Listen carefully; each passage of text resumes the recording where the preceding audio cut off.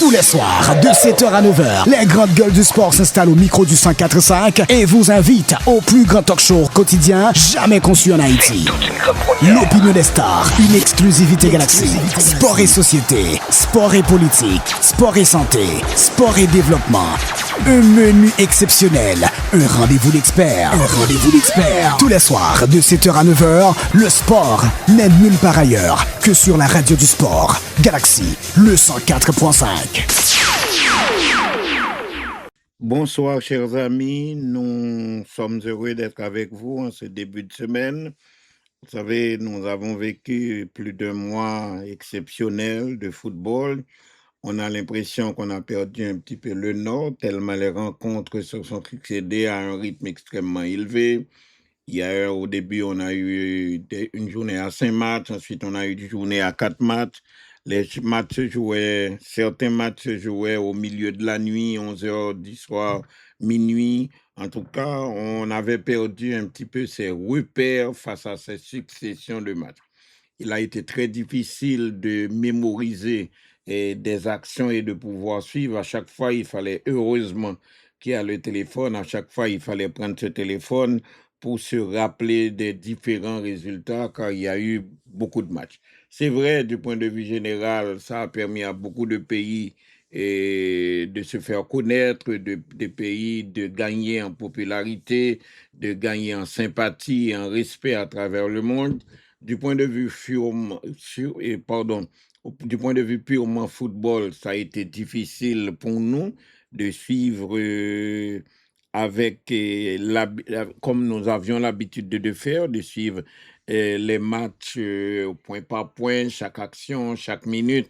Tout restait dans notre tête, mais vous avez imaginé qu'on a eu presque un mois de match presque chaque jour et ça a pesé un petit peu lourd dans l'intérêt de la compétition. C'est vrai, sur la fin, ça a été extrêmement ballant, extrêmement intéressant, avec bien sûr une passion extraordinaire lorsqu'on est arrivé au stade de huitième de finale avec 2 matchs par jour. Ensuite, on est passé au quart avec un match chaque jour. Là, c'était plus potable. On avait 1 heure donnée. On avait le temps donc de bien revoir ses papiers, de bien fouiller, de bien se renseigner et s'informer sur les effectifs, sur les joueurs et tout. Mais au début, je vous avoue que c'était un petit peu difficile. Peut-être des gens qui sont malades de l'ordinateur, qui marquent tout, et qui notent tout, mais peut-être ils peuvent de temps en temps consulter les papiers, mais j'avoue que c'était vraiment pas intéressant. Là, ce que l'on craignait, malheureusement, n'a pas eu lieu. Heureusement, nous pas joué une tracassa, à savoir que nous avons des équipes qui viennent là, qui viennent faire le petit pousset, qui chita fait et si vous voulez dire, viennent ramasser goal, viennent prendre goal. Là, on a eu toutes les équipes qui engagées dans cette Coupe du Monde. D'ailleurs, à part Costa Rica à part Curaçao, qui a connu une lourde défaite 7-1 devant l'Allemagne, qui par la suite s'est remarquablement repris, puisque Curaçao a quand même sauvé un point du match 1-1, qui montre que pour sa première participation, le plus petit pays à avoir disputé une Coupe du Monde de football, on peut à peine 200 et quelques mille habitants, mais il montrait quand même qu'il a tiré son épingle du jeu, d'autant que avec point le prend, il devançait toute l'autre équipe qui était là, il devançait toute l'autre petit qui a fait entrer dans la compétition. Et puis il y a eu, si vous voulez, des matchs intéressants, des matchs spectaculaires, il y a eu des effondrements, des résultats inattendus. Mais dans l'ensemble, comme je le soulignais ce matin pour les auditeurs de Galaxy, dans l'ensemble, on peut dire que le football peut être juste parfois. C'est un journaliste célèbre espagnol qui l'a dit.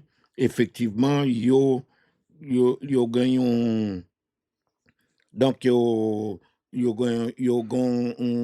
vraiment yo bénéficié et en ce sens que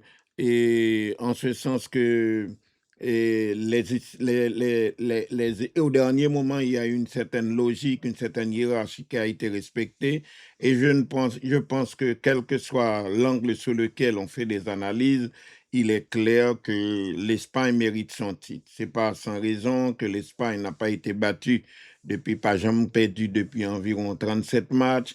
L'Espagne est quand même un champion d'Europe. L'Espagne, comme toujours, et possède les clubs les plus riches du monde, peut-être à côté de l'Angleterre, mais le plus riche reste le Real et Barcelone. L'Espagne, donc, a mérité sa victoire. D'autant que l'Espagne a su bien se régénérer, il prend de jeunes joueurs, il conserver la tradition du football espagnol, à savoir le toqué, passe, redoublement de passe, technique, collectif. L'Espagne vraiment, vraiment a impressionné et non pas qu'à tout détruire. Hier, dans le match, c'est vrai qu'on a été aux prolongations. Quelqu'un qui n'a pas suivi le match pourrait penser que ça a été un match équilibré, puisqu'on a le 6 en prolongation et le match s'est terminé sur le score minimum de 1-0. Mais l'Espagne méritait largement sa victoire car c'était un match à sens unique. Il suffit d'ailleurs, même ceux qui n'ont pas vu les images du match, et même ceux qui n'ont pas vu les images du match, mais ils peuvent se souvenir facilement que l'Argentine n'a pas, dans les statistiques, était très très loin. Pas de tir au but, presque pas d'occasion, sinon dans la fin des prolongations qui font un véritable hold-up. Et l'Espagne a dominé. Et je pense que le destin final s'est joué avec l'entrée de cet ailier Williams, qui impressionne d'ailleurs presque chaque semaine dans le championnat d'Espagne, Nico Williams. Eh bien, monsieur vraiment impressionnant. Quelle technique. Alors, à droite, on a le petit Amil Namal et à gauche, on a Williams. Ça a été décisif. D'ailleurs, c'est lui qui a été, si vous voulez, à la base de ce but et vainqueur, car le gardien argentin et Martinez et les défenseurs argentins ont été d'un tel courage que yo goumen, retarder l'échéance, repousser l'échéance, et gardien même par contre qui ça pour le faire encore, moi ou bah l'autre monde et meilleur gardien de but, même parce que le gardien de l'Argentine a été longtemps qu'on l'a fait cinéma, peut-être parce qu'il était protégé par une bonne défense, mais là, le montrer, c'est pas cinéma qu'on le fait, il est à la hauteur de la situation, il a été brillant à ce poste, et il est en train, donc, il a laissé une bonne impression. Mais comme en général, on cherche et on donne les distinctions se font à travers à travers l'équipe qui championne. Je choisis le monde pour distinguer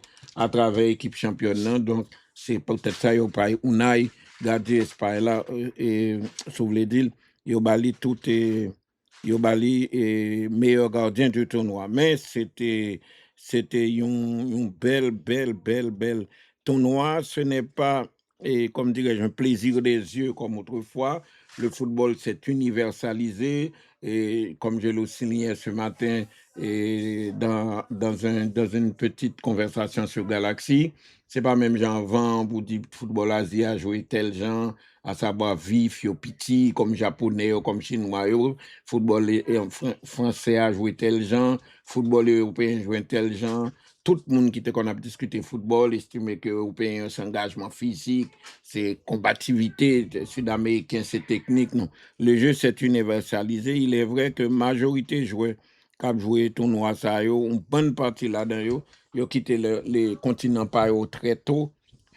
Yo tout dans des continents qui se gagnent vie. Il y a eu donc à mon avis, finalement une certaine justice sur la fin. Personne ne pense à contester la victoire de l'Espagne. L'Espagne a des armes offensives, il y a un bon gardien, il y a une bonne défense, et il y a bien, et finalement, si on prend l'ensemble des statistiques, l'Espagne méritait 20 L'Espagne méritait victoire sacrée champion. C'est la deuxième fois donc de l'histoire que l'Espagne devient championne du monde après la victoire qui a été remportée en 2010 lors de la Coupe du monde d'Afrique du Sud. Et je pense que c'est tout mérité. Et bon, dans cette équipe d'Espagne, le match opposé, si vous voulez, deux vedettes, l'une qui fait ses adieux, ou qui a presque fait ses adieux, c'est Lionel Messi, qui aura donc 24 ans le 24 juin, le jour de la Saint-Jean, et Yamin Lamal, qui a 19 ans, va monter donc sur le podium de la Coupe du Monde. Il est en plein épanouissement, c'est 20 ans et 19 jours qui étaient séparés. Les deux acteurs très en vue de cette finale d'hier soir. Messi gagnait près de 20 ans d'avance sur Lamine Yamal. N'empêche que l'écart d'âge, c'était le plus grand écart d'âge dans une finale de Coupe du Monde. Par exemple, il y a un tonton, il a dit Messi, tu as le droit de faire Lamine Yamal. Par exemple, il y a ça, et c'est la première fois qu'il y a deux protagonistes en finale, il y a près de 20 ans de différence. Le plus grand écart d'âge dans une finale de Coupe du Monde. Les deux stars, Lionel Messi et Lamine Yamal, tous deux titulaires donc pour la finale de la Coupe du Monde, présentent le plus gros écart d'âge dans une finale de mondial depuis que le mondial a existé. 20 ans et 19 jours de différence d'âge. Un élément de plus dans la légende de Lionel Messi en Coupe du Monde. Évidemment, titulaire pour cette finale, Messi est passé totalement à côté. On a regardé quelques vidéos de Messi. On a compris ce qui explique l'extraordinaire santé et l'habileté n'a pas changé. Jouer a toujours techniquement, tout le monde qui gagne toujours d'eau. Et puis, je gagne là, techniquement là, c'est le plus souvent physiquement que gagne n'a pas qu'à tenir. Eh bien, moi, que c'est seul monde qui parle marqué mon équipe argentine, c'est seul monde au plus fort de la tempête de domination espagnole. C'est seul Mexique qui est campé à regarder. Tout le monde est faux et au monde travail. Eh bien, yo, malheureusement, particulièrement la fin de match, il s'est réveillé. Il a tenté quelques coups, mais les Espagnols étaient sur toutes les balles. Et peut-être que les Argentins avaient dépassé trop d'énergie dans les matchs précédents. 22 ans et 19 mois séparent donc l'Argentin né le 24 juin 1947 à Rosario Central. L'année prochaine, donc, Messi a bien 40 ans. Et de l'Espagnol lui-même, qui est né le 13 juin 2007 à Esplugues de Llobregat, près de Barcelone. Les deux hommes se sont affrontés donc pour la première fois de leur carrière, mais présentent une histoire commune assez particulière. Quelques mois après la naissance de Lamine Yamal, Messi lui a en effet donné le bain dans le cadre d'une campagne de photos de l'UNICEF dont on parle. Grand pile monde qui dit c'est intelligence artificielle qui fait photo ou Messi a bien la minimal, mais en pile monde qui a tendance à penser que c'est vrai. Ça t'est fait que monsieur t'es bien le petit bébé. Dans l'histoire de la Coupe du Monde, à tous les stades confondus, le record a également été battu lors de cette édition avec les 22 ans et 183 jours séparant Cristiano Ronaldo, le Portugais, lors du match de groupe largement remporté par le Portugal. D'autre part, le portier de l'équipe d'Espagne, Unai Simon, désigné meilleur gardien de la Coupe du Monde. C'est dommage, généralement, il choisit meilleur gardien dans l'équipe qui gagne, hein, équipe qui est champion. Mais dans le match hier, là, je pensais que Argentin te pouvait vraiment te mériter récompense ça, mais on ne donne que vainqueur. Donc, Unai Simon a été désigné meilleur gardien de la Coupe du Monde, sacré champion du monde avec l'Espagne après la victoire contre l'Argentine. Hier, Unai Simon a également reçu le trophée du meilleur gardien du tournoi. Le portier de la sélection espagnole n'a encaissé qu'un seul but durant toute la compétition. C'est peut-être sur statistique ça, il recevoir un seul goal dans toute compétition, hein, ce qui fait que au bal meilleur gardien tournoi. L'Espagne n'a pas seulement remporté la Coupe du Monde quelques instants après la victoire sur l'Argentine. Unai Simon a été désigné meilleur gardien du tournoi alors que ses deux coéquipiers, Rodri et Pau Kubasi, ont aussi été récompensés respectivement.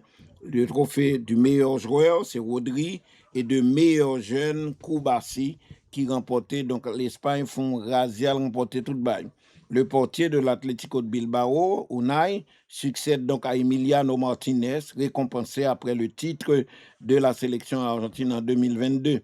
Il devient le deuxième gardien espagnol à recevoir cette distinction après Iker Casillas, l'ancien gardien du Real Madrid, qui a été gardien de l'équipe d'Espagne en 2010 lors de la victoire de l'Espagne dans la Coupe du Monde Afrique du Sud 2002, Iker Casillas. Donc ça fait 2 fois un gardien espagnol meilleur gardien de Coupe du Monde.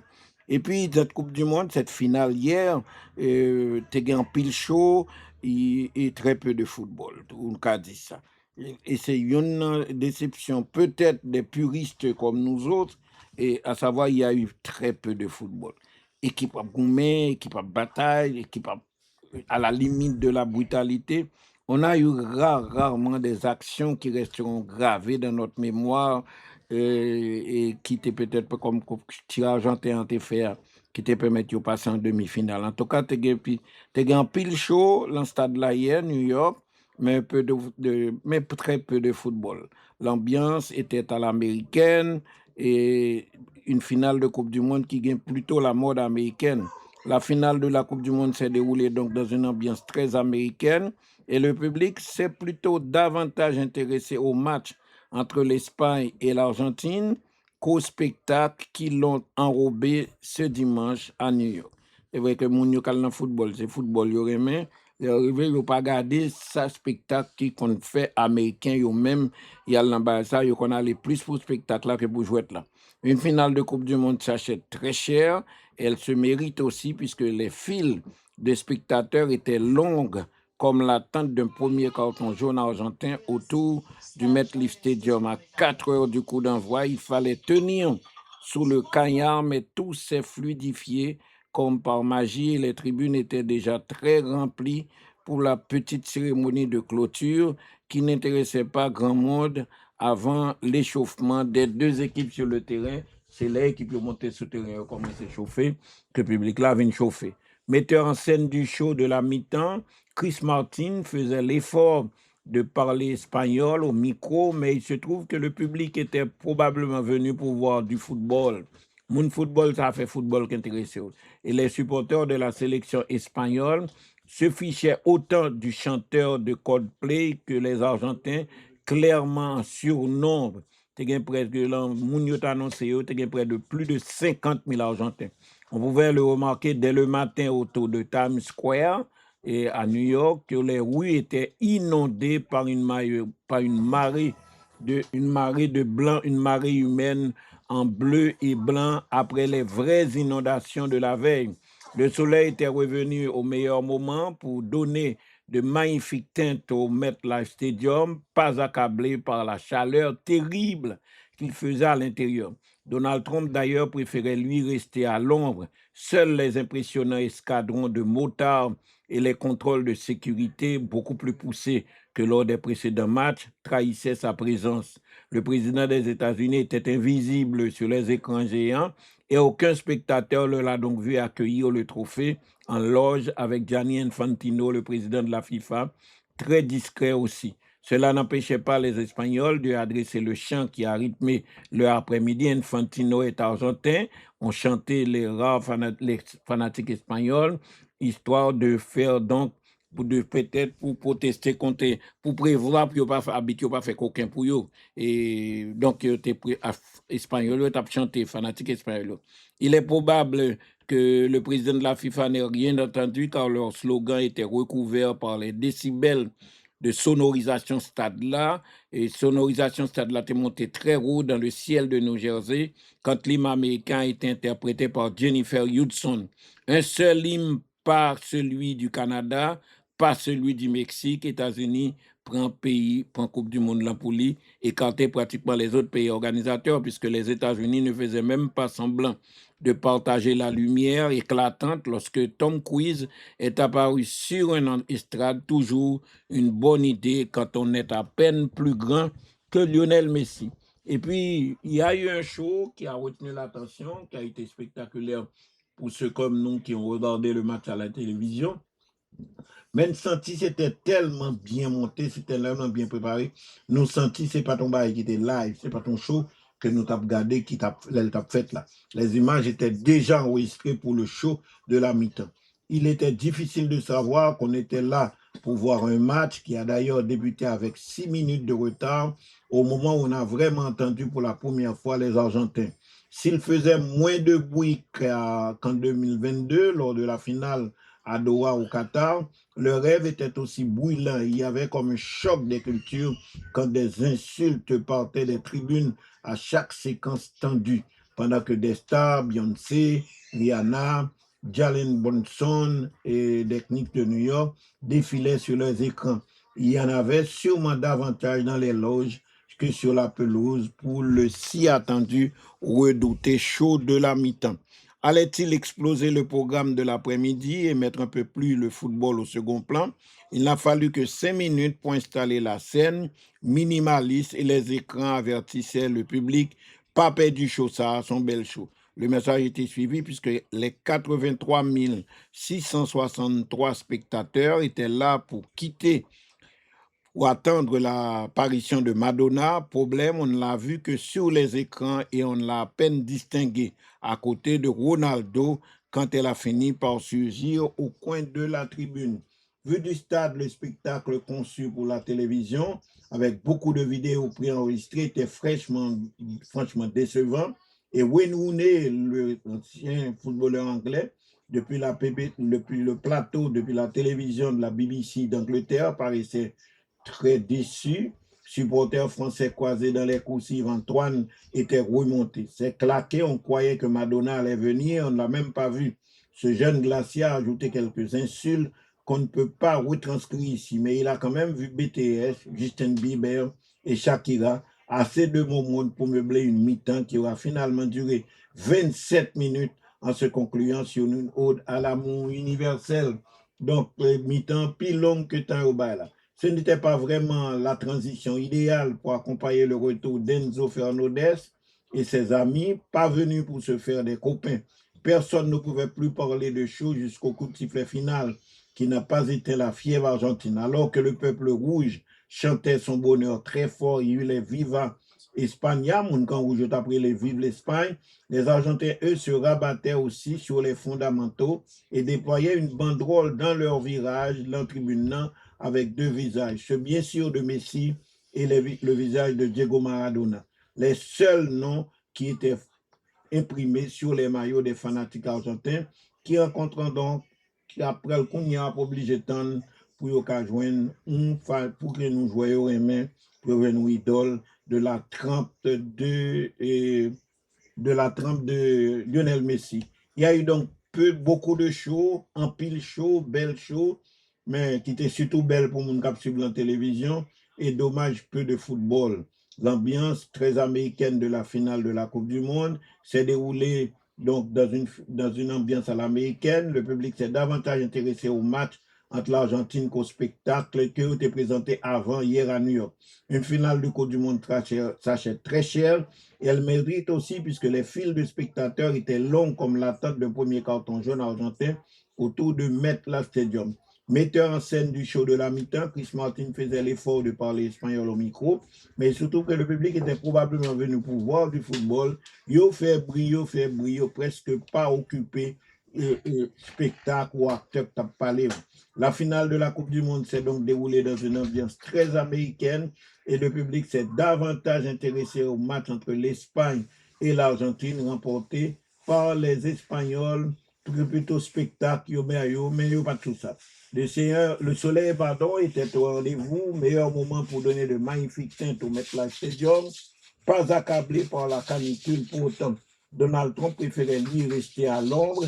Seuls les impressionnants escadrons de motards et les contrôles de sécurité, beaucoup plus poussés que lors des précédents matchs, c'est une bonne sécurité, ça a aussi montré que Donald Trump était là.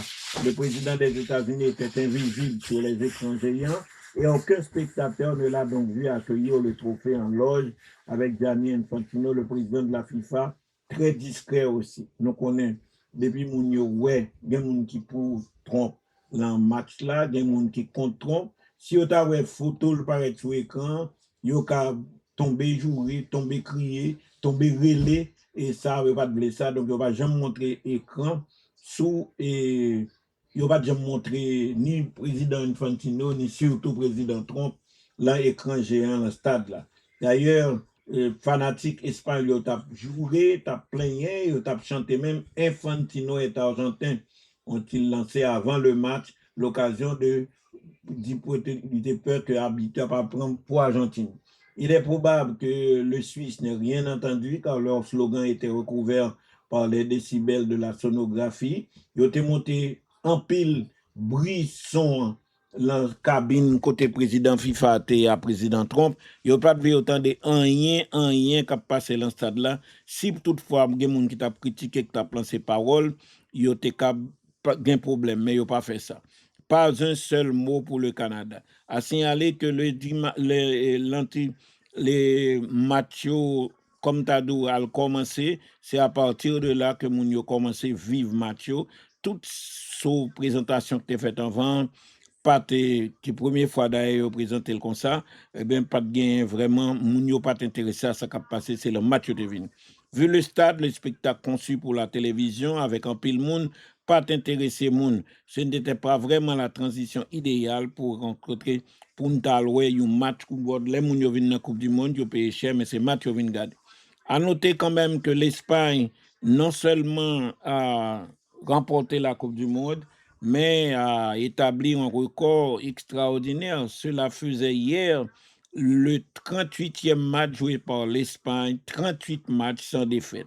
Sacré à la Coupe du Monde de hier, l'Espagne a établi un record d'invincibilité en enchaînant un 38e match sans défaite. Hier dimanche, en finale de la Coupe du Monde, l'Espagne a battu le record d'invincibilité d'une équipe nationale européenne ou sud-américaine, remportant la finale de la Coupe du Monde contre l'Argentine ce dimanche au MetLife Stadium au New Jersey, en périphérie de New York. L'Espagne est dans le même temps devenue la première sélection européenne ou sud-américaine de l'histoire à être invaincue en 38 rencontres. 38 matchs, l'Espagne n'a pas perdu. L'Espagne ainsi devancé l'Italie qui était compté 37 de septembre 2018 à octobre 2021, dont la série aura été stoppée par la sélection espagnole. L'équipe de Luis de la Fuente, l'équipe espagnole, ne s'est plus inclinée dans un match depuis le 22 mars 2024 et une défaite en match amical contre la Colombie par 1-0. Depuis, la sélection espagnole a perdu un match, la finale de la Ligue des Nations 2025 contre le Portugal, mais c'était plutôt lors d'une séance de tir au but. Il était fini 2-2, deuxième série A était fini 3-5, donc en faveur du Portugal. Donc il y a eu beaucoup de show, peu de foot, l'ambiance très américaine n'a pas plu aux fanatiques qui est présent. Et c'est ça qui, Mounio, c'est match football, yo gardé, yo pas venu garder un match organisé à l'américaine. N'a signalé quand même que n'a rien entendu dans tout match qu'a fait yo, moun yo pas suivre musique, yo pas suivre programme, yo pas fait rien, yo vini pour football et yo était tout à fait indifférent et tout à fait indifférent à scène yo t'a présenté. N'a signalé quand même que Lionel Messi, malgré sa défaite, sa déception, qui fait le péter, crier devant les caméras de la télévision, Lionel Messi devient, si vous voulez, le deuxième joueur à disputer 3 finales de Coupe du Monde après l'arrière-droit brésilien Cafu. Titulaire pour la finale de la Coupe du Monde avec l'Argentine hier face à l'Espagne, Lionel Messi a disputé donc la 3e finale de sa carrière. Avant lui, seul le Brésilien Cafu, l'arrière-droit du Brésil, avait réussi cette prouesse. Une nouvelle statistique exceptionnelle pour asseoir un peu plus sa légende. Titularisé par Lionel Scaloni hier dans la finale contre l'Espagne, Lionel Messi a donc disputé la 3e finale de Coupe du Monde. L'attaquant qui est âgé de 39 ans, battu en 2014 à Rio de Janeiro contre l'Allemagne par 1-0, puis vainqueur 8 ans plus tard au Qatar face à la France en finale de Coupe du Monde, il a eu l'occasion d'ajouter une deuxième couronne à son palmarès. Il va également devenir le 2e joueur de l'histoire à disputer 3 finales de mondial après le Brésilien Cafu. Le latéral droit est en effet entré en jeu lors de la finale de 1994 contre l'Italie, gagnée au pénalty par le Brésil, après la blessure de l'arrière-droit titulaire Jorginho, puis a démarré les 2 suivantes contre la France en 1998 et contre l'Allemagne en 2-0 en 2002. À noter qu'ici Pelé est le seul joueur à avoir remporté 3 Coupes du Monde jusqu'à présent. Il gagne une Coupe du Monde 58 là, il gagne 62 là, il gagne 70 là. Pelé n'avait pas joué la finale de 1962 face à la Tchécoslovaquie car il était blessé et c'est Amarildo par la suite, qui t'a fait non dans le football italien, c'est le Brésilien Amarildo qui t'a remplacé Pelé en finale Coupe du Monde et qui t'a fait au Chili en 1962. En tout cas, autre point concernant l'actualité, l'Argentine est divisée, non pas l'une contre l'autre, mais il y a deux groupes. Il y a un groupe qui soutient Maradona comme légende du football du pays. Il y a un autre groupe qui soutient Lionel Messi. L'Argentine balance, l'un comme l'autre possède son propre génie, Maradona et Messi. Il faut comprendre et apprécier chacun d'eux à sa juste valeur. Maintenant que Messi, nous connaissons fini car il n'est pas de moyen, il est capable de comparer puisque pas Messi comme pas Maradona a fini longtemps jusqu'à ce que l'on battait, mais pas Messi et pas Messi il fini apparemment hier en devenant champion du monde il y a 4 ans. Lionel Messi a rejoint donc Diego Maradona au firmament du football argentin, premier ou deuxième, question ça a divisé les Argentins. Les sensibilités varient, mais les voilà icônes associées. Nouvelle victoire de l'Argentine dimanche contre l'Espagne.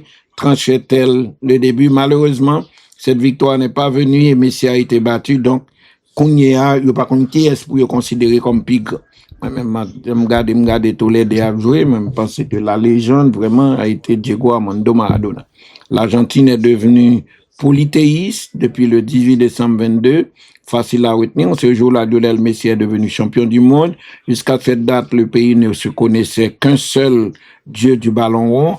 En éteignant donc son rêve ultime, 36 ans, il y a 4 ans au Qatar, après 36 ans après le ciel de Maradona, l'actuel capitaine de la sélection argentine s'est assis donc à la table de son aîné ou senti lui-même avec Messi, lui-même Maradona, une cachita à côté de l'autre. Il suffit de traîner dans les rassemblements de supporters sur cette Coupe du Monde. Sa popularité atteint des niveaux inédits et les deux idoles partagent l'affiche souvent associée. Avant 2022, les deux qui ont été ballons d'or de France Football et les Ligues des Champions et les coupettes à foison n'y faisaient rien. La Pulga, donc Messi, restait dans l'ombre du récital éblouissant de 1986 qui lui renvoyait ses propres échecs successifs en Coupe du Monde. Aujourd'hui, il lançait le sujet au pays. À la parler de ça en Argentine, c'est la cacophonie assurée. Il y a des gens qui pour Maradona, il y a des gens qui pour Messi. La régularité insensée de Messi pendant 20 ans. Les autres avancent la fascination et le leadership dévastateur exercé par El Pibe de Oro, Diego Armando Maradona. Le romantisme inimitable de Maradona, la régularité et le palmarès inatteignable de Messi et pays à diviser. Selon les générations, selon les sensibilités, selon les critères, le débat est infini. Vendredi, Rodri, par exemple, disait tout ce que pensent nombre de ses contemporains. Pour moi, Messi ne fait aucun doute que c'est le meilleur joueur de tous les temps. Et Claude Vivas, adjoint historique de Marcelo Bielsa pendant plus d'une 40aine d'années, est plus mesuré. J'ai eu la chance de connaître les deux. La comparaison est délicate car cela dépend de ce qu'on valorise. Messi a su construire une carrière dès son plus jeune âge et la maintenir au top dans toutes ses équipes. Il y a eu une star et un champion. Diego, lui, a connu des hauts et des bas en raison de son addiction à la drogue, mais il a hissé un club comme Naples au sommet. Il a été champion du monde à une période compliquée où nous sortions d'une dictature en Argentine. S'il faut choisir, je suis plus Messi, mais ceux qui sont nés dans les années 60 ont tous Maradona avec eux. En tout cas, deux grands champions. Il n'y a pas besoin de gourmet, chacun avec ses caractéristiques, chacun avec son palmarès, mais les deux ont fait la gloire de l'Argentine et les deux se sont imposés au monde entier comme deux grand joueur exceptionnel de football. C'est le cas, par exemple, de Rafael Bielsa, ancien député et ministre des Affaires étrangères, le frère de Marcelo Bielsa, et en 2003 et 2005. À mes yeux, Maradona est une idole, alors que Messi est admiré, mais pas vénéré, estime le frère de l'ex-coach Marcelo Bielsa. Estime que Maradona a conquis nos cœurs, alors que nous ressentons de la reconnaissance pour Messi. Messi est un prodige et il nous oubliait. Mais Maradona est une idole. l'incomparable. Je pense que même Jean tout. Ce dernier a une résonance à part, c'est parce qu'il a nourri un imaginaire plus riche et passionnel qui dépasse le rectangle vert. Messi est le joueur le plus titré, le plus acclamé, le plus inimitable du football mondial ces 30 dernières années, note le sociologue Pablo Alabacos, qui a beaucoup étudié le phénomène du foot. Mais Maradona possédait une dimension politico-culturelle comme je n'ai jamais vu dans le monde du sport, du spectacle. Idole du peuple, figure contestataire, cela le rend absolument incomparable. Raphaël Bielsa ne t'attirera pas et ne tarissera pas d'éloges, ne tarit pas d'éloges à propos de Maradona. Maradona a incarné une synthèse de l'ADN argentin. C'est pourquoi nous entretenions tous un dialogue avec lui. Génial, imprévisible, Maradona a vaincu les Anglais après les Malouines. Le graphiste Juan Ignacio avait désigné un logo pour le singulariser, D10S, D10, le D de Diego Maradona, le 10 de son numéro de maillot et le S pour former le concept Dios, égale Dieu en espagnol. Un Dieu crasseux, pécheur, vulnérable et invincible. Messi est le bon garçon, le garde du quartier qui n'embête personne. Maradona, lui, était un héros, faustien, incarnation de la figure du pibé, gamin d'origine modeste, sauvage et rebelle. Messi dit une autre histoire, celle d'une longue quête de victoire et de reconnaissance. La patine du temps a recouvert les ratures du premier d'un vernis romanesque. Messi est le bon garçon, le garde du quartier qui n'embête personne, pas jamais sous, ne se drogue pas, ne court pas après les filles. Détail à la Barcos. Ils incarnent deux images complémentaires, mais tout à fait argentines, si tant est que cela veuille dire quelque chose. Il a toujours manqué à Messi un relief extra-sportif, mais en devenant le gagneur absolu, humanisé par les blessures des échecs, il s'est écrit sa légende. Il est la figure de l'Argentine au XXe siècle et reste à jamais l'homme de la 3e étoile, peut-être de la 4e. Une deuxième couronne mondiale ne changerait d'ailleurs pas foncièrement les choses, comme les amoureux de Roger Federer préféreront toujours son style au record de Novak Djokovic. Ce sont deux personnalités très différentes, issues de réalités sociales différentes. Maradona et Messi recouvrent des champs différents, avec comme dénominateur commun le génie d'une petite patte gauche, comme comparé à Mozart et Elvis, mais le fait qu'il y ait débat premier, deuxième, et que la réponse n'aille pas de soi, signifie que la partie est gagnée pour Messi. Ils sont tous là-haut ensemble. Ce sont deux personnalités très différentes, issues de réalités sociales différentes, remarque Mauricio Macri, ancien président de la République, qui fut aussi président de Boca Juniors. L'un comme l'autre possède son propre génie. Il faut comprendre et apprécier chacun d'eux à sa juste valeur. La meilleure preuve de cette association est le respect mutuel qui s'est vite installé entre les deux hommes. Oui, ce sont deux personnalités. Ils avaient deux personnalités très différentes, issues de réalités sociales différentes. Maradona et Messi recouvrent des champs différents avec comme dénominateur commun le génie d'une patte gauche. Comment comparer par exemple Mozart à Elvis? Le fait qu'il y ait débat premier, deuxième et que la réponse n'aille pas de soi signifie que la partie est gagnée pour Messi. Ils sont tous là-haut ensemble. Ce sont deux personnalités très différentes, issues de réalités sociales différentes, a signalé pour sa part Mauricio Macri, ancien président de la République d'Argentine, qui fut également aussi président de Boca Juniors. L'un comme l'autre possède son propre génie. Il faut comprendre et apprécier chacun à sa juste valeur. La meilleure preuve de cette association est le respect mutuel qui s'est vite installé entre Maradona et Messi. Ils avaient une relation quasi amoureuse, une relation fondée sur une admiration réciproque, a confié pour sa part Fernando Signori, proche de Maradona et membre du staff de la sélection entre 2008 et 2010, quand le champion du monde 86, Maradona, était entraîneur de la sélection argentine. Diego voyant Léo, son successeur, lui a exprimé d'ailleurs son admiration dans plein de messages. L'ancien préparateur physique insiste d'ailleurs sur la manière quasi instinctive dont l'aîné Maradona et le cadet Messi s'appréhendaient. ce lien presque entre père et fils. Au mondial sud-africain en 2010, je me souviens que Diego était fasciné par les choses que faisait Léo à seulement 23 ans. Diego nourrissait une grande admiration pour tous les surdoués. Il aimait Michael Jordan, il aimait les grands athlètes, il aimait les grands artistes, il aimait les grands boxeurs comme Sugar Ray Leonard, comme Marvin Hagler, comme Tommy Harris et Manos de Piedra, Roberto Duran. C'étaient des personnages qui l'attiraient comme s'il appartenait à la même famille que lui, la famille des géants. Lionel Messi est en larmes et a jeté bien des larmes après la finale de la Coupe du Monde perdue par l'Argentine contre l'Espagne. C'est pour la première fois qu'on a vu pleurer.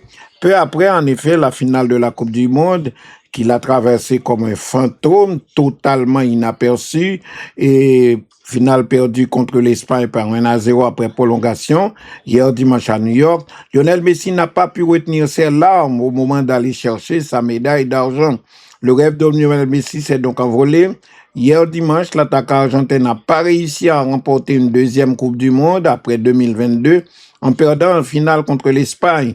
Il n'a pas pesé sur cette rencontre au cours de laquelle l'Argentine a passé l'intégralité de la partie à défendre, acculé dans son camp, et l'Argentine a dû attendre la 117e minute, donc dans les prolongations, pour décrocher son seul tir de la soirée contré d'ailleurs par un défenseur argentin espagnol, Mikel Merino. Après cette rencontre ratée, Messi a fondu en larmes une première fois. Il a de nouveau paru très affecté au moment de recevoir sa médaille d'argent, la deuxième de sa carrière après 2014 et une finale perdue déjà en prolongation contre l'Allemagne de Mario Götze. À 39 ans, Messi a sans doute joué le tout dernier match de Coupe du Monde de sa très riche carrière et voit son compteur bloqué à 20 buts dans une phase finale de Coupe du Monde, soit 2 de moins que Kylian Mbappé, meilleur buteur de l'histoire du mondial pour un long moment.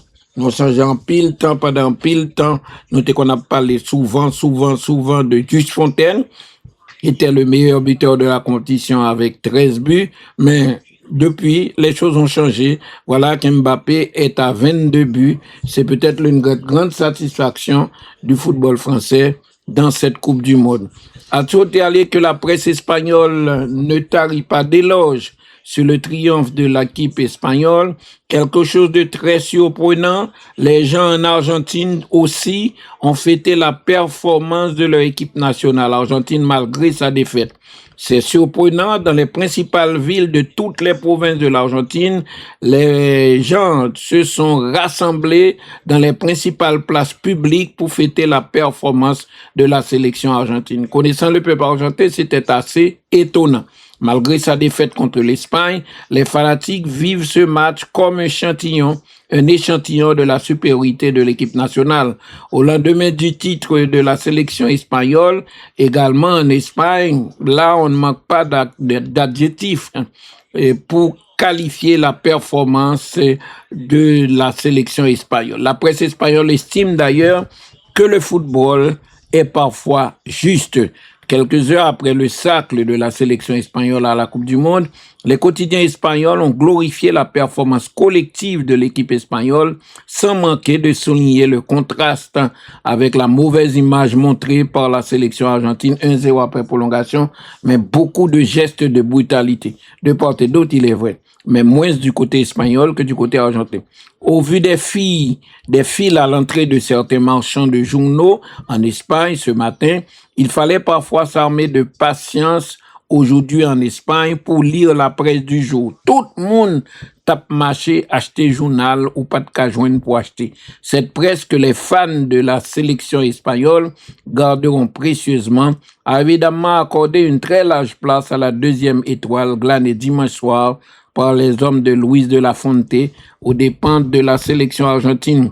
Cette deuxième étoile sur le maillot de l'Espagne figure d'ailleurs dans les logos de la plupart des titres des journaux comme le journal Marca, le journal Mundo Deportivo, El Mundo ou ABC. Pour marquer le coup, Marca a même déployé dans sa une en format broadsheet, en 2 fois plus grand que d'habitude, avec un seul mot en avant, Super Estrella, superstar. Pour le quotidien sportif madrilène, l'Espagne a donné une leçon de football à l'Argentine. Son directeur, Juan Ignacio Gallardo, a d'ailleurs évoqué dans son éditorial une justice absolue et un bonheur maximal. Le football est parfois juste, a-t-il écrit dans son éditorial du jour. Parfois, il récompense celui qui le mérite le plus. Et plus loin, il a dit au sujet de l'Argentine, cela ne vaut pas la peine d'écrire grand-chose. Une équipe radine, sournoise, agressive, sans idée, avec un excès de jeu à la limite, qui cherchait à faire sortir nos joueurs de leur gond. El Mundo Deportivo a aussi pensé à Messi dans ses pages 2 et 3, ainsi que le journal AS, l'autre quotidien sportif qui paraît à Madrid, a titré également « L'Espagne a gagné, le football a gagné ». Il souligne au fond de ses articles le travail de son entraîneur, José Félix Diaz, allant jusqu'à considérer que Luis de la Fuente a mis le but de Ferran Torres en lui accordant sa confiance malgré les critiques et en faisant toujours de l'attaquant son premier remplacement. Dès sa une, AS, l'autre journal, souligne que, en outre un fait inédit, les sélections masculines et féminines de l'Espagne, les sélections masculines et féminines de l'Espagne sont championnes du monde en même temps, donc actuellement. En Catalogne, Mundo Deportivo titre simplement bicampeones ou double champion. Il indique que l'Argentine n'a pas pu offrir un adieu glorieux à Messi et glisse sur la joie des Espagnols en une photo de l'ancien joueur de Barcelone, Léo Messi, accompagné de la légende, les lames de Léo, le meilleur de l'histoire. L'étoile, c'est l'Espagne, peut-on dire, avec un peu plus loin une citation marquante du buteur Ferran Torres, Dieu récompense ceux qui le méritent le plus. Le quotidien souligne en outre que Barcelone, comme partout en Espagne, a aussi vibré lors de ce rendez-vous historique de la sélection ibérique. Du côté du Pays Basque, le El Correo a titré en page 2, l'Espagne glorifie le football. Pour le quotidien généraliste, il s'agit du triomphe d'un groupe de gagnants. Au contraire d'autres sélections qui ont amené des stars, l'Espagne était une équipe où tout le monde a apporté quelque chose pour emporter ce titre de champion. Il mentionne dans ses pages intérieures, le journal, des agressions et insultes de radicaux à Vitoria et Bilbao envers des supporters de la sélection. Pour sa part, le journal ABC parle de son côté d'une Espagne invincible et d'une Argentine dans une version albiceleste de l'Atlético sur le 3 du monde. Sont les mots choisis par El Mundo pour illustrer le triomphe de la Roja. Avec une autre phrase, choc du héros Ferran Torres. C'est un but marqué par 47 millions d'Espagnols, un but de l'autre côté des Pyrénées, déjà inscrit pour l'éternité.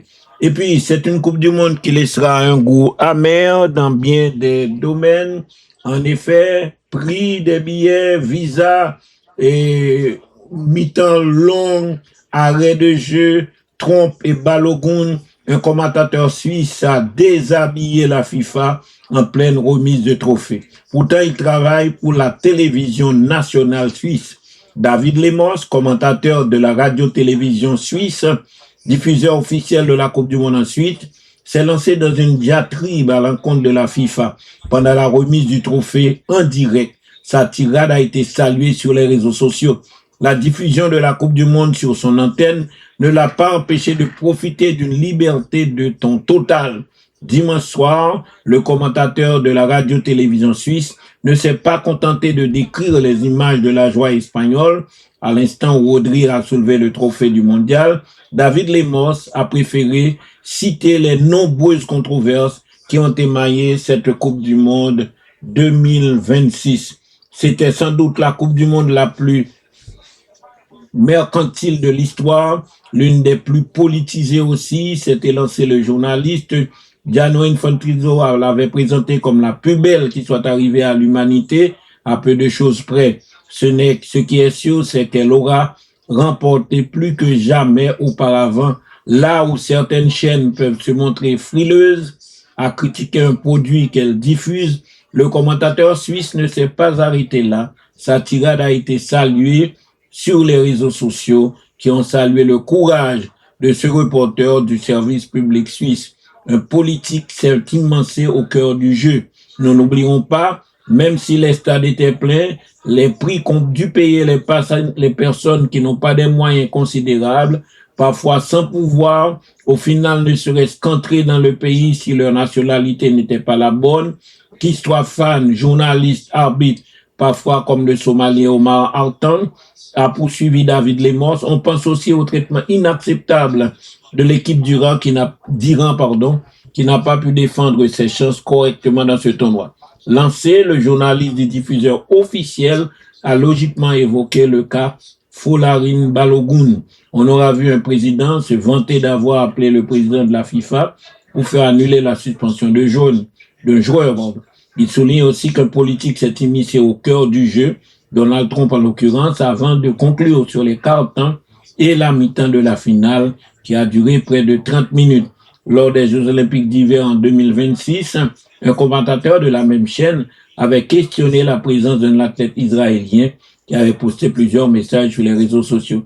La radio-télévision suisse, jugeant un commentaire factuel mais inapproprié en raison de sa longueur. La séquence avait eu un succès comparable sur les réseaux sociaux. Et puis, la Coupe du Monde terminée, c'est l'événement majeur de la saison.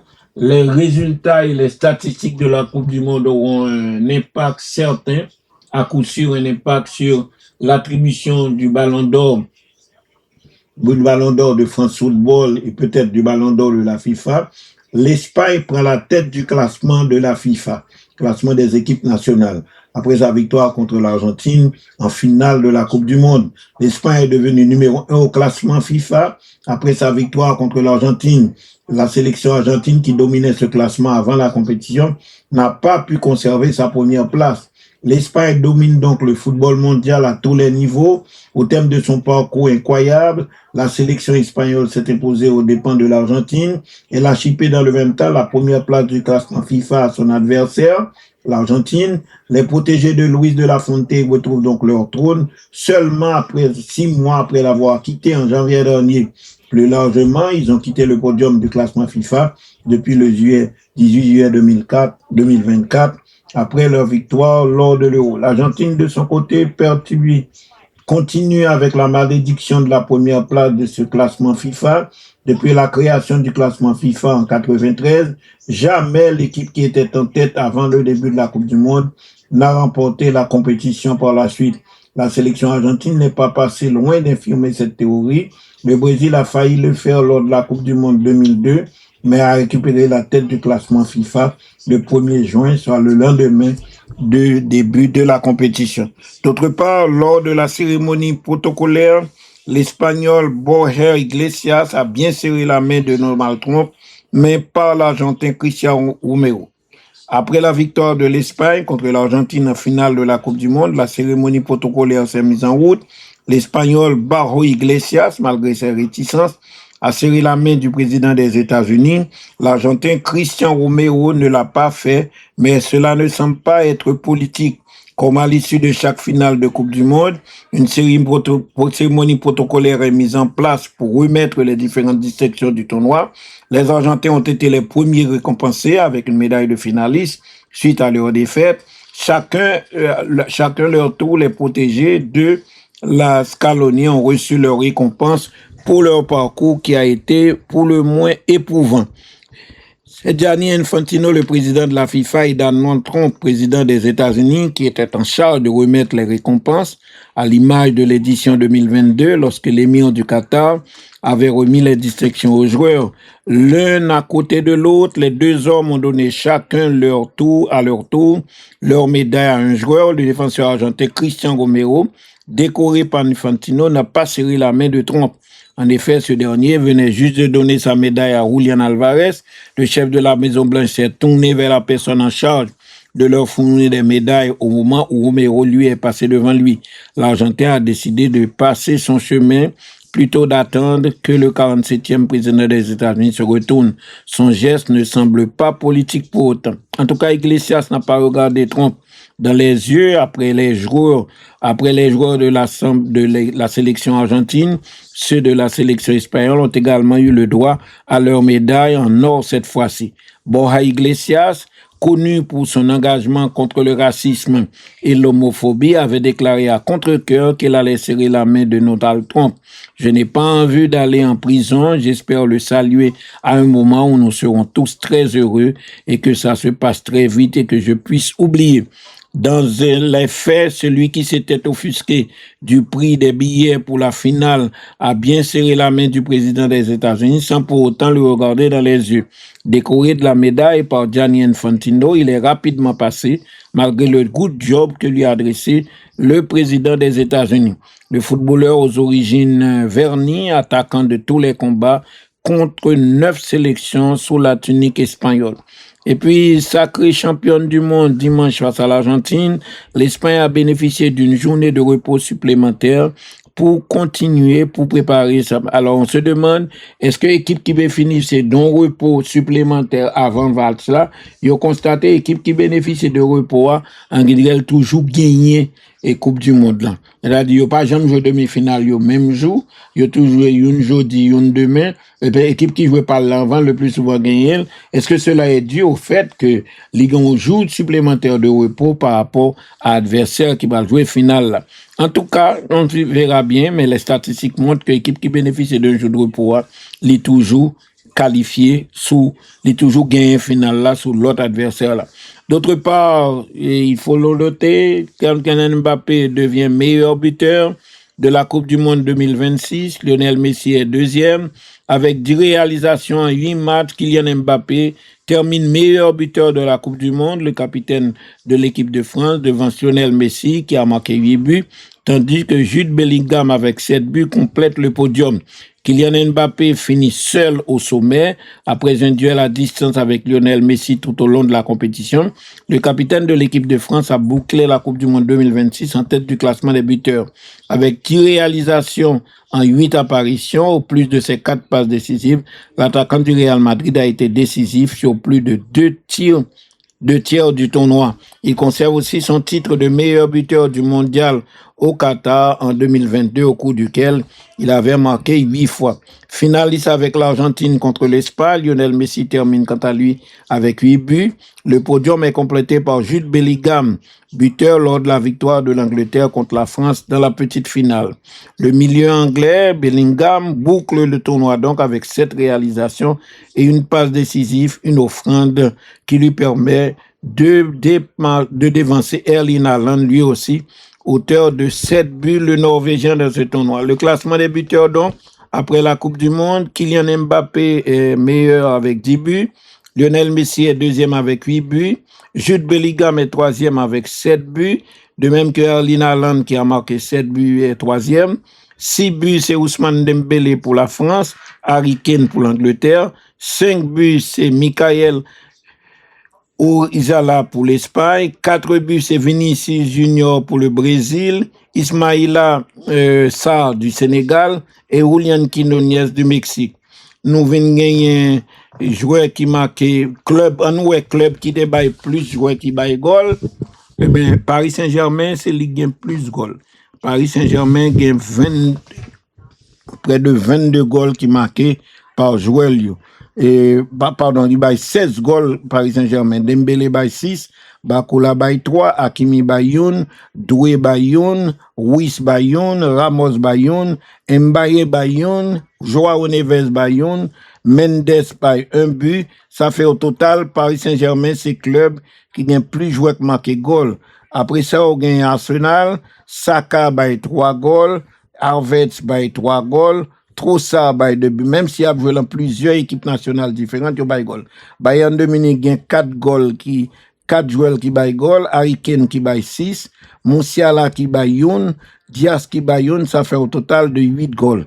Ou gagne encore Crystal Palace qui gagne Sarr qui baille 4 goals, Kamada qui baille 2 goals, Munoz baille 2 goals. Et puis, Inter de Miami gagne Messi qui baille 8 goals, après gagne Sunderland qui baille 8, et Sunderland qui bat 8, Liverpool qui gagne 7 joueurs by goal, Manchester City gagne Haaland qui bat 7 goals, Manchester United gagne Cunha, gagne Diallo, gagne Casemiro, gagne Martinez, en tout 7 buts pour Manchester United, 11 buts pour Manchester United. Yo gagne Newcastle qui bat 12 goals, Newcastle qui bat 6 goals, Newcastle, Vissa, Elanga, donc en pile club, même qui a joué, qui a joué dans l'équipe nationale pour Coupe du Monde, en pile là-dedans, yo fait, yo by goal, yo by goal, en pile.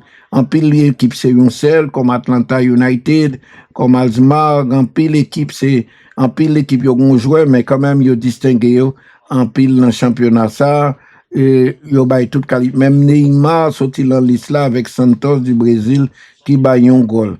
D'autre part, un gros coup pour football mondial là aujourd'hui, un décès d'une grande vedette du football, c'est le Real Madrid qui a sorti un communiqué. Le communiqué du Real Madrid dit, le Real Madrid, son président et son comité directeur pleurent profondément le départ de Kevin Keegan, le petit moineau, légende du football anglais et du football mondial.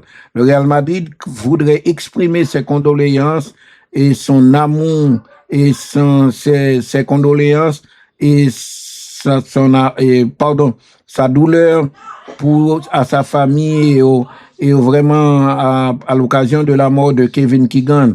Kevin Keegan a défendu les couleurs de Southampton, de Liverpool, de Southampton, de Newcastle en Angleterre. Il a joué pour Hambourg en Allemagne. Il a joué avec les Liverpool. Il a gagné une Coupe d'Europe, 2 Coupes de l'UEFA, 3 Premières Ligues, le championnat anglais, 2 Charity Shield, une Coupe d'Angleterre. Avec l'Hambourg, il a gagné un championnat d'Allemagne. Kevin Keegan fut Ballon d'Or en 2 occasions, en 1978 et en 1979, pardon. Comme entraîneur, il a développé sa carrière durant plus de 10 ans dans plusieurs clubs anglais et dans la sélection anglaise.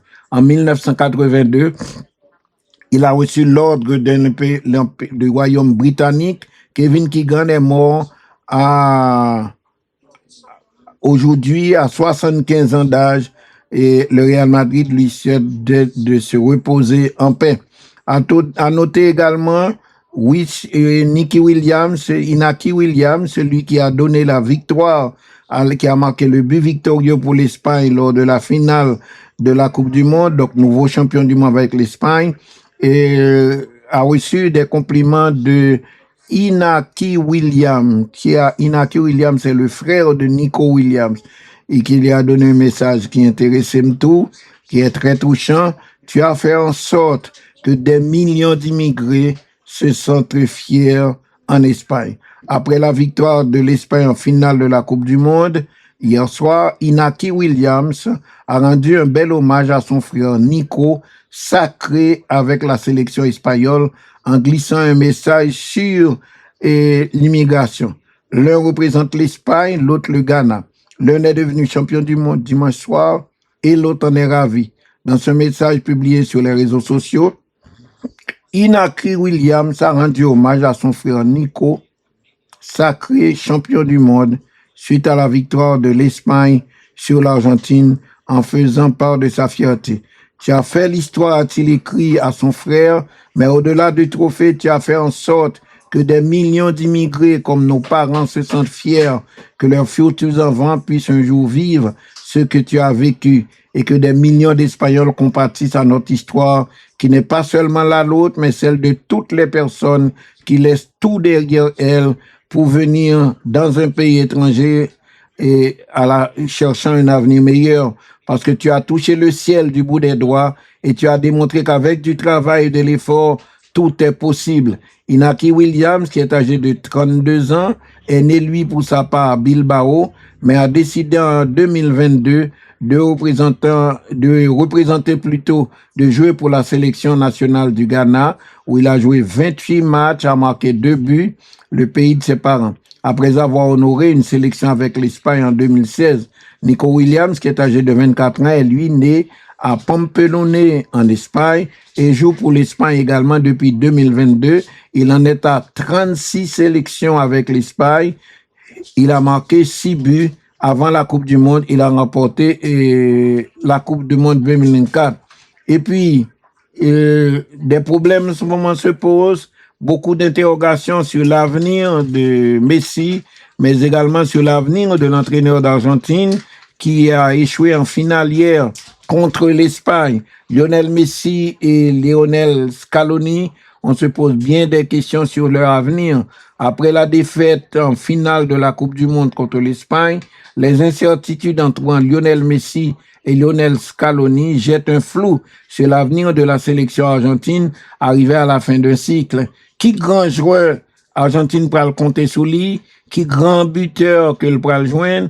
En pile, qui grand entraîneur Argentine pourra le prendre? N'a suivre ça. Et maintenant, sa déception à peine ravalée, l'Argentine tout entière, s'interroge sur l'avenir de sa sélection. Pas tant à cause de la défaite concédée en finale de la Coupe du Monde contre l'Espagne, mais du fait de l'incertitude entourant la situation de Lionel Messi et de Lionel Scaloni. Dans les coursives au MetLife Stadium hier soir, une question était sur toutes les lèvres. Le capitaine de la sélection argentine allait-il annoncer sa retraite internationale au sortir de ce qui était à sa dernière apparition en Coupe du Monde? La question est restée en suspens. Comme la totalité de ses coéquipiers, la Bulgarie n'est pas passée en zone mixte, cet espace où les joueurs répondent aux journalistes après les matchs. Les garçons n'étaient pas d'humeur à parler, on peut les comprendre, a justifié Lionel Scaloni, le sélectionneur, pour défendre ses joueurs. Les larmes de Messi à l'issue de la remise des médailles ont ajouté aux spéculations. Elles s'expliquent par la désillusion de ce nouvel échec en finale assurément. Et aussi parce qu'il savait que c'était sa dernière. À plusieurs reprises pendant la compétition, quelques-uns de ses partenaires ont lâché des petites phrases sur les derniers mondiaux de Léo, une logique implicite et raisonnable pour un joueur de 39 ans, très difficile de l'imaginer être encore là d'ici 2030. En tout cas, ni Messi, ni son entourage, ni ses amis sont muets, ne disent aucun mot sur l'avenir de la Pulga. En revanche, sa prolongation avec l'Inter de Miami jusqu'en décembre 2028 n'interdit pas de penser qu'il pourrait pousser jusqu'à la Copa América dans 2 ans. La balle est dans le camp de l'ancien joueur du Paris Saint-Germain et de Barcelone. Scaloni a déjà dit, résumant l'avis général des décideurs de la Fédération argentine, que l'obtus Ballon d'Or Messi avait gagné le droit de choisir quand il veut partir. Messi et son entourage sont donc muets sur leur avenir. En revanche, sa prolongation avec l'Inter de Miami jusqu'en décembre 2028 n'interdit pas de penser qu'il pourrait juste pousser jusqu'à la Copa América dans 2 ans. La balle est dans le camp de l'ancien joueur donc et de la sélection. Scaloni a déjà dit, résumant l'avis général des décideurs de la Fédération argentine, que Messi, le Ballon d'Or, avait gagné le droit de choisir lui-même quand il veut partir. Interrogé sur le sujet avant-veille de la finale, le technicien avait répondu « Qu'est-ce que j'en sais? Il faut lui demander à lui, à Messi, ce qu'il va faire. Je ne sais quoi vous dire, c'est une question pour lui. » Pour l'heure, aucune tendance ne fuite et l'entourage du joueur est vraiment muet de ses réseaux habituels. Dans le stade même où l'intéressé avait déjà annoncé sa retraite internationale en 2016 avant de faire marche arrière, il veut à l'évidence ne rien précipiter et prendre le temps de peser sa décision. La vérité est que j'ai besoin de méditer car je ne sais pas si je vais pouvoir faire quelque chose d'aussi grand. Même réflexion du côté de Scaloni qui est âgé de 48 ans, qui est sur contrat avec l'Argentine jusqu'en décembre. L'entraîneur argentin faisait l'objet d'une offre de prolongation, mais le fait qu'il est temporisé est un premier élément de réponse. J'ai une idée de ce que je veux faire, je vais terminer mon contrat et ensuite on verra a-t-il écarté. Dimanche soir, lors d'une conférence où il n'y a pu retenir ses larmes. La vérité est que j'ai besoin de méditer car je ne sais pas si je vais pouvoir faire quelque chose d'aussi grand. Il faudra au moins qu'on en discute. Son bilan 8 ans est exceptionnel avec une Coupe du Monde en 2022, une finale en 2026, 2 Copa América en 2021 et 2024, plus une demi-finale en 2019 ainsi qu'une finale en 2022. Sorti très éprouvé émotionnellement du sacre Deux, il s'était déjà interrogé sur des raisons de continuer après avoir atteint le titre mondial en 2022. Cette fois-ci, le défi semble d'une autre nature. Puis continuer, il faut plein de choses, notamment arriver à repartir de zéro, reformer la sélection comme celui-ci, ce qui ne sera très difficile et qui me désole au fond de moi, observe-t-il. Tout processus se termine, celui-ci a été merveilleux et incroyable. On sera là pour se battre au moins jusqu'en décembre. Au-delà de Messi, c'est une fin de cycle qui se profile. Dans la perspective de 2030, la question va se poser au moins aussi pour Nicolas Otamendi qui est à 38 ans, Emiliano Martinez qui a 33 ans, Nicolas Tagliafico qui a 33 ans, Rodrigo de Paul qui a 32 ans ou encore Leandro Paredes qui a 32 ans. Avec les déjà expérimentés Enzo Fernandez, Alexis McAllister, Julian Alvarez, Lautaro Martinez et l'arrivée de jeunes comme Francisco Masturno, Claudio Echeverri, Gianluca Prestani, l'Argentine a des ressources, mais il faudra reconstruire une équipe et dégager de nouveaux leaders. Et puis on termine là cette émission avec le bilan du mondial, le fiasco du Brésil, les adieux ratés de Cristiano Ronaldo, le Portugais, la grande surprise créée par le Cap-Vert, le bilan de la Coupe du Monde présenté dans la presse française par le journal L'Équipe attire l'attention. Alors que la Coupe du Monde s'est achevée avec le deuxième sacre mondial de l'Espagne, hier contre l'Argentine, eh bien, le journal L'Équipe a dressé le bilan de 6 semaines de compétition entre déception, surprise et révélation.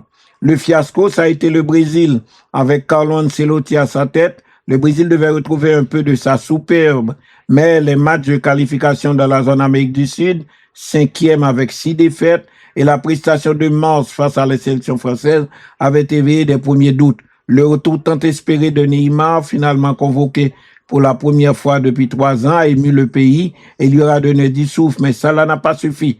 La sélection a peiné dès la phase de groupe, notamment face au Maroc qui méritait peut-être plus que nul. Longtemps mené par le Japon en 16e de finale, le Brésil avait reçu un premier avertissement et le coup près est arrivé dès le tour suivant avec un revers face à la Norvège d'Erling Haaland. Le Brésil a été chassé de la compétition. Ce jour-là, Casemiro, qui a 34 ans, a montré son âge. Gabriel a souffert. L'équipe a cruellement manqué d'un avant-centre de haut niveau et Neymar a sans doute inscrit sur pénalty son dernier but en sélection. Cela faisait 36 ans que le Brésil n'avait pas été éliminé sitôt en Coupe du Monde et ce résultat très décevant n'a fait que confirmer la crise profonde qui touche le football brésilien, également écorné par d'incessantes querelles de pouvoir au sein de sa fédération. D'autre part, dans ses rêves les plus fous concernant toujours le bilan de la Coupe du Monde, Cristiano Ronaldo, 41 ans, s'imaginait jouer cette Coupe du Monde avec son fils, 16 ans. La star planétaire est finalement venue seule et sur le terrain aussi, elle a paru isolée, souvent à contre-temps. L'attaquant, qui a déjà joué 230 matchs en équipe nationale et marqué 146 buts, a tout de même inscrit un doublé face à l'Ouzbékistan, battu 5-0, transformé un penalty face à la Croatie 2-1 et en 16e de finale, mais il n'a pas existé face à l'Espagne en 8e de finale où le Portugal a été battu par 1-0 avec seulement 19 ballons qu'il a touchés en 90 minutes.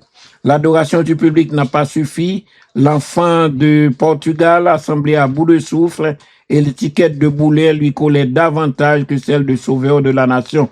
Cet échec est toutefois partagé, notamment avec Roberto Martinez qui a annoncé son départ peu de temps après l'élimination. Le sélectionneur du Portugal a sans doute un peu trop respecté le statut de CRS de Ronaldo en le faisant jouer quasiment l'intégralité des matchs, ce qui lui a valu de nombreux critiques. Je pars avec la conscience tranquille, a dit Ronaldo, après l'élimination du Portugal. J'ai gagné 3 titres avec le Portugal. Avant Cristiano Ronaldo, il n'avait gagné aucun. Je suis heureux. Avant de conclure, c'est vrai que c'était mon dernier mondial. Oui, peut-être celui de trop, a dit, conclut le Portugais. Autre déception de cette Coupe du Monde, malgré une première compétition mitigée, 1-0 à la maison achevé en quart de finale face au futur vainqueur espagnol, Julian Nagelsmann avait au moins réussi à réparer la relation abîmé entre la sélection et le public allemand, dont l'engouement s'était propagé dans tout le pays. 2 ans plus tard, l'entraîneur de la sélection allemande était attendu sur un autre terrain pour cette Coupe du Monde américaine, même dans le costume d'outsider. Et l'échec a été cuisant pour l'entraîneur allemand avec une élimination dès les 16e de finale face au Paraguay, 1-1, 4-3 au tir au but. Un adversaire minimaliste à la portée de Joshua Kimmich et de ses coéquipiers. Mais l'entraîneur Nagelsmann de l'Allemagne a payé un management difficilement lisible, comme sur le cas du gardien de but appelé à la dernière minute Manuel Neuer et de l'avant-centre Dennis Undahl, l'attaquant le plus efficace, ou encore une liste bancale avec un seul latéral droit qui ne voulait pas y jouer. À sa décharge, l'entraîneur allemand a aussi dû composer avec les forfaits des joueurs offensifs importants tels que Serge Gnabry ou Lennart Kahl. Il n'a pas trouvé de solution, il s'est accroché à son contrat qui courait jusqu'au prochain mondial en 2030 avant de céder sous la pression de l'opinion allemande. Tout Allemand demandait de le démissionner et il l'a fait. Il ne reste pas donc. Autre point concernant cette Coupe du Monde, dans ce bilan, dans une Coupe du Monde élargie où les stars ont répondu présent au milieu d'une foule de joueurs pour beaucoup en mal de reconnaissance, il s'est attaché nettement John Manzambi avec 3 buts marqués et 2 passes décisives en 4 apparitions avec la Suisse. Johan Manzambi a même crevé l'écran. L'attaquant polyvalent âgé seulement de 20 ans qui s'est engagé en Angleterre, finaliste de la Liga Europa avec Fribourg en fin de saison, a pourtant commencé le tournoi comme remplaçant. Mais ses entrées en jeu face au Qatar, puis surtout celles face à Bosnie-Herzégovine contre qui il a inscrit un doublé détonnant, ont changé la donne aux yeux du sélectionneur. À noter également, comme autre élément marquant de ce tournoi, la belle surprise de l'équipe du Cap-Vert. Dans quelques années peut-être, les Cap-Verdiens réaliseront encore mieux la portée de leur exploit, car il s'agit bien de cela. Comment qualifier autrement le parcours des joueurs du Cap-Vert? Pour leur première participation à la Coupe du Monde, les requins bleus, comme on les appelle, ont non seulement été les seuls à résister face à l'Espagne 0-0, future championne du monde, dans une phase de groupe qu'ils ont terminé invaincus 2-2 contre l'Uruguay et 0-0 contre l'Arabie Saoudite. Mais aussi les Cap-Verdiens ont aussi fait trembler le finaliste argentin qui a gagné 3-2. L'Argentine qui a été poussée en prolongation dans un 16e de finale irrespirable et incroyable d'intensité. Porté par Vozinha, son gardien vétéran de 40 ans, devenu un phénomène autant pour ses arrêts spectaculaires que pour l'histoire touchante de sa mère, finalement autorisé à rentrer aux États-Unis après en avoir été interdit par le gouvernement américain, la 64e nation au classement FIFA, s'est distinguée par sa rigueur défensive. Œuvre du sélectionneur boubista, elle a été incarnée à merveille par Roberto Lopez dans son fief de Matao. Donc voilà problème. Et puis à la ville d'origine de Lamine Yamal, c'était la fête depuis hier soir. La fête a continué ce matin.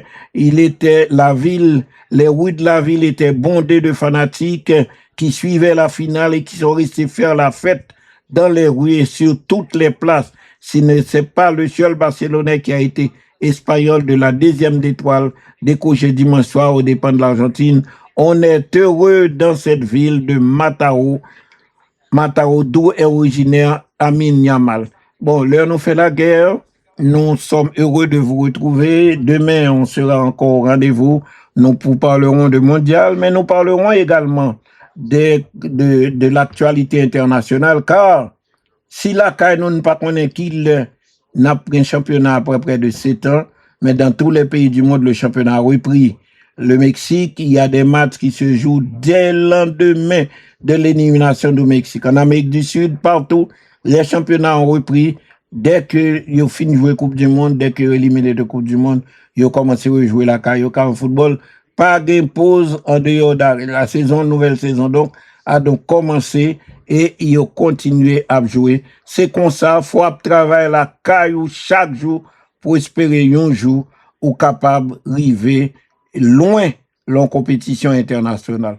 Merci d'avoir été des nôtres. Passez une bonne journée, une bonne soirée en notre compagnie et n'espérez que nous rejoignons ensemble et nous continuons à faire échange pour le plus grand bien du football et du sport en Haïti.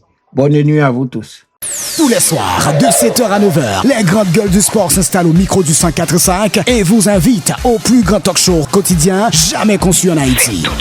L'opinion des stars, une exclusivité Galaxy. Sport et société, sport et politique, sport et santé, sport et développement. Un menu exceptionnel, un rendez-vous d'experts. Tous les soirs, de 7h à 9h, le sport n'est nulle part ailleurs que sur la radio du sport. Galaxy, le 104.5.